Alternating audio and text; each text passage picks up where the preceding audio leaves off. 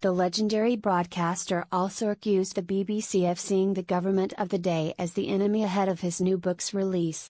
For decades, BBC journalist David Dimbleby's voice has dominated news broadcasting, following in the footsteps of his father Richard Dimbleby, the broadcaster's first war correspondent, and brother and fellow reporter, Jonathan Dimbleby.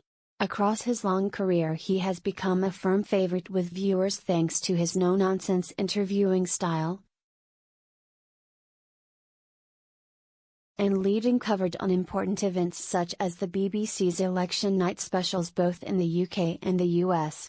He was also a key voice in the broadcaster's topical debate programme Question Time, leading the panel between 1994 and his retirement at the BBC in 2018.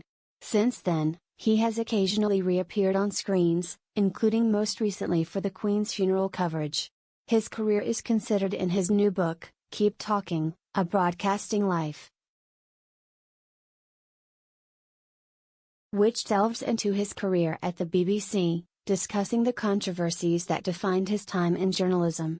Prior to the book's release on September 29, Dimbleby discussed the memoir with The Telegraph, noting his frustrations with the BBC, particularly when it came to holding the government of the day, and the royal family to account.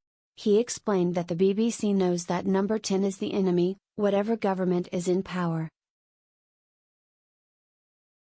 and that it therefore helps politicians to blame the organisation when Terry spread news and to try and cow them to do their bidding.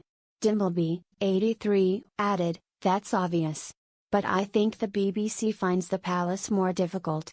They regard it as a no-go area, whereas I think they ought to probe a little further into, say, the costs of the royal family and whether the monarchy is serving its purpose. Young people are tending to think we should become a republic. So it's an important subject, you can't just say we won't go there." Among the criticisms often fired at the BBC included its question of impartiality, as well as how it has conducted some of its business, like the Jimmy Savile case, the death of David Kelly and Martin Bashar's infamous interview with Princess Diana. The broadcaster was heavily criticised as a result of the three incidents, most prominently Diana's Newsnight interview in which the Princess of Wales said there were 3 people in her marriage to the then Prince Charles.